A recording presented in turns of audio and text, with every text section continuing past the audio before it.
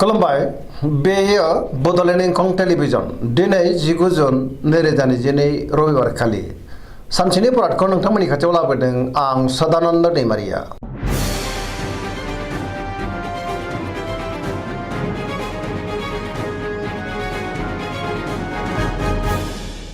सिगां फरायनो लादों मेष राशि गिबि हांखो अ ल।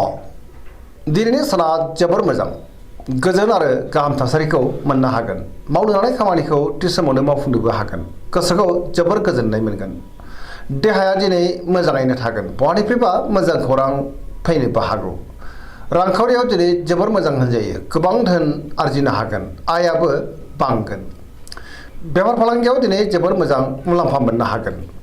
सोरबा लोगोनिफ्राय थोजासे हेफाजाबबो मोनगोन। न'खराव दिनै बिसि फिसायनि गेजेराव अनलायनाय फैगोन। बिमा बिफानि अननाय आरिफोरखौ मोननो हागोन। बहाबा थांनांगौब्ला दिनै जोबोर मोजां आरो मोजाङैनो हान्थिनोबो हागोन। गुबुननि गोसोखौ बोनो हागोन। गोसोनि बोलोआबो बांगोन। समाजावबो मान मोननो हागोन। लाइमोनफोरा दिनै जोबोर मोजां खौरां मोननो हागौ। गोसोआबो जोबोर रमान्टिक जागोन। फरायसाफ्रा दिनै फरायनायाव गोसो दुंखांगोन आरो मोजां फिथाइ मोनगोन।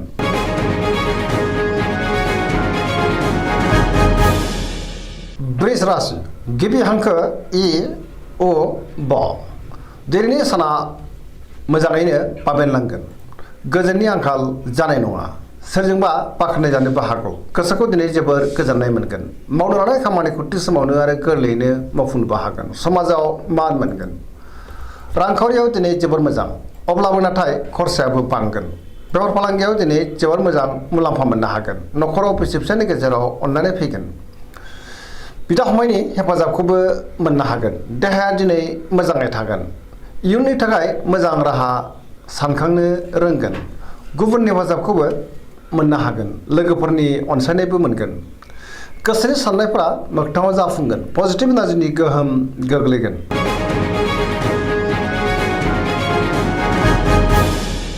मिथुन राशि गिबि हांखो क स। दिनैनि साना जोबोर मोजां।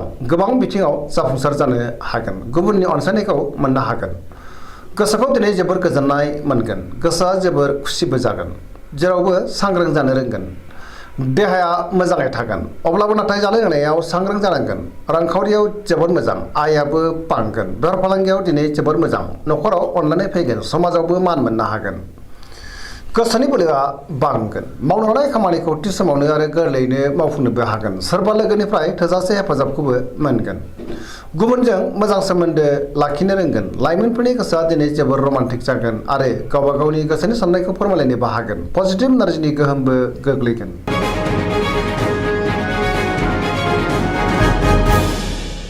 कर्कट राशि गिबि हांखो ड ह। दिनैनि साना जोबोर मोजां। सोरबा लोगोनिफ्राय हेफाजाब मोननो हागौ। गोसोनि साननायफ्रा जाफुंगोन। गोसोआव पजिटिभ साननाय फैगोन। गोथों आरो गोग्गो साननो रोंगोन। गियाननि आंखाल जानाय नङा। मावनो लानाय खामानिखौ थि समावनो मावफुंनोबो हागोन। रांखावरियाव दिनै जोबोर मोजां। बेफार फालांगियावबो जोबोर मोजां आयाबो बांगोन। देहाया मोजाङैनो थागोन। गोसोखौ जोबोर गोजोननाय मोनगोन।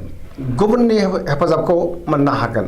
समाजावबो मान मोनगोन। बयजोंबो अनसायजागोन। फरायसाफ्रा दिनै फरायनायाव गोसो दुंखांगोन आरो मोजां फिथाइ मोननोबो हागोन। लाइमोनफोरनि गोसोआ जोबोर रमान्टिक जागोन आरो बहानिफ्रायबा मोजां खौरां मोननोबो हागौ।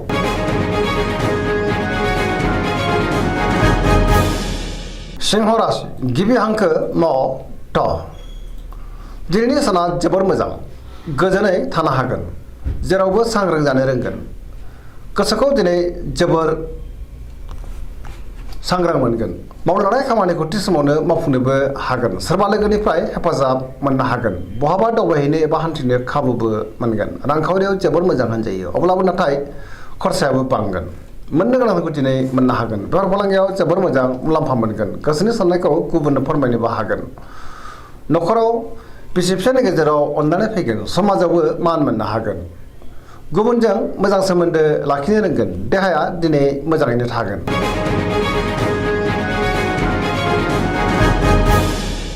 कन्या राशि गिबि हांखो प ट। दिनैनि साना बारा मोजां नङा। गोसोनि बोलोआ लोरबां जागोन। गोसोआव नेगेटिभ साननाय फैगोन। गोथों आरो गोग्गो साननो रोंनाय नङा। गियाननि आंखाल जानोबो हागौ। रांखावरियाव जोबोर मोजां। अब्लाबो नाथाय खरसायाबो बांगोन। बेफार फालांगियाव जोबोद मोजां। देहाया दिनै मोजाङैनो थागोन। गोबां मुंदांखा सुबुंजों लोगो मोनज्लायनो हागौ। न'खराव अनलायनाय फैगोन। गोबां खामानियाव दिनै मुखुबबो थानो हागौ। सोरजोंबा रायखोमा जानोबो हागौ। सांग्रां जानांगोन। गोसोखौ जोबोर उसुखुथुबो मोनगोन। नेगेटिभ एनार्जिनि गोहोम गोग्लैनो हागौ।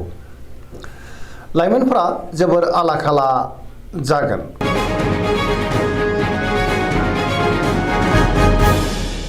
तुला राशि गिबि हांखो र ट दिनैनि साना मोजां आरो गाज्रिनि गेजेरजों बाबेरलांगोन। गोसोनि साननाया देबारनांगोन। गोसोनि साननायखौ दिनै गुबुननो फोरमायनो हानाय नङा। मावनो लानाय खामानिखौ मावफुंनो हागोन। अब्लाबो नाथाय गोसोआ जोबोर गिलुं गिलुं जागोन। देहाया मोजाङै थागोन। रांखावरियाव दिनै जोबोर मोजां होनजायो। मोननो गोनांफोरखौ मोननो नाथाय गोब्राब जागोन। बेफार फालांगियाव बारा मोजां नङा। न'खराव बिसि फिसायनि गेजेराव एना एनि फैनो हागौ। समाजाव मान मोनगोन। गुबुननि गोसोखौ बोनो गोब्राब जागोन। लोगोफोरनि हेफाजाबखौ मोनगोन। गोदान थांखि लानो हानाय नङा। सेंग्रा सिख्लाफोरनि गोसोआ दिनै जोबोर आला खाला जागोन।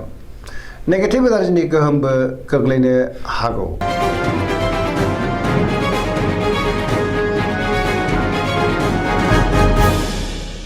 वृश्चिक राशि गिबि हांखो न स दिनैनि साना जोबोर मोजां।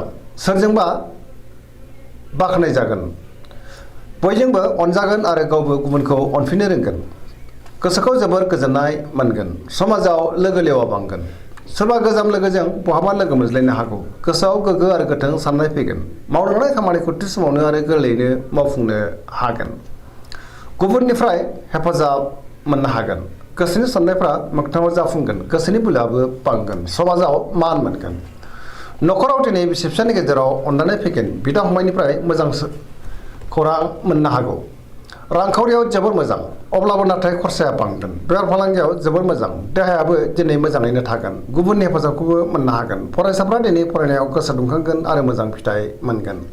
लाइमोनफोरा जोबोर रमान्टिक जागोन आरो गावबा गावनि गोसोनि साननायखौ फोरमायलायनोबो हागोन।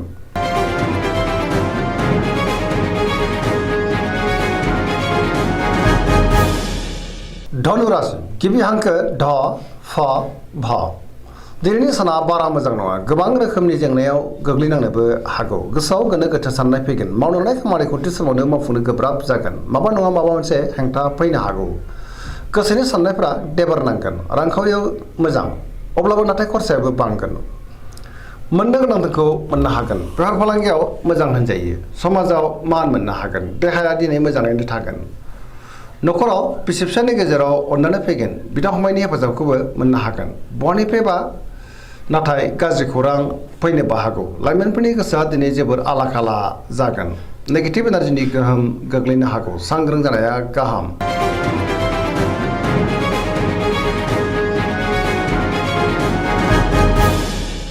मकर राशि गिबि हांखो ख ज दिनैनि साना बारा मोजां नङा। गोसोआव गोनो गोथो साननाय फैगोन। नेगेटिभ एनार्जिनि गोहोम गोग्लैनो हागौ। गोसोनि बोलोआ लोरबां जागोन।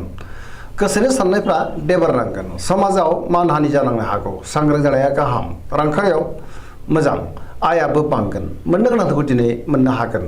बेफार फालांगियाव मोजां होनजायो। गुबुनजों मोजां सोमोन्दो लाखिनो गोब्राब जागोन। माबा नङा माबा मोनसे हेंथा फैनोबो हागौ।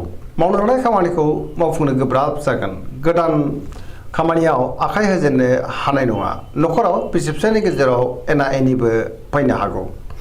बिदा फंबायनि हेफाजाबखौ नाथाय मोननो हागोन। देहायाबो दिनै मोजाङैनो थागोन।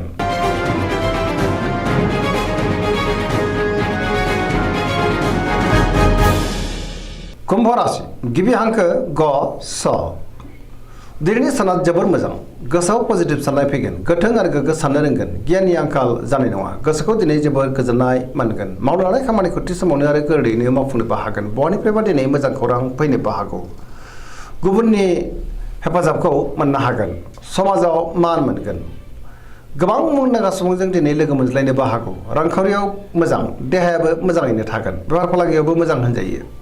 न'खराव अनलायनाय फैगोन। बिमा बिफानि अननाय आरो बोरखौबो मोननो हागोन। बहाबा दावबायहैनो एबा हान्थिनो खाबुबो मोननो हागौ। पजिटिभ एनार्जिनि गोहोमबो गोग्लैगोन।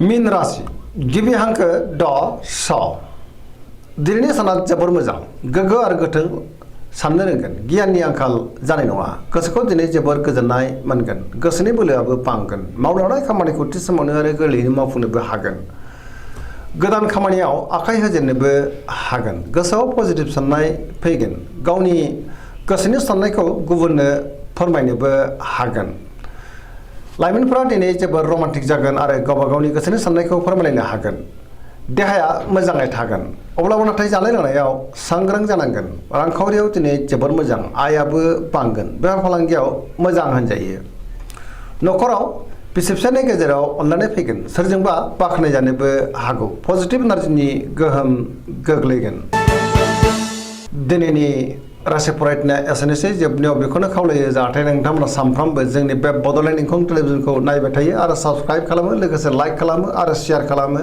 एसेनोसै गोजोन्थों।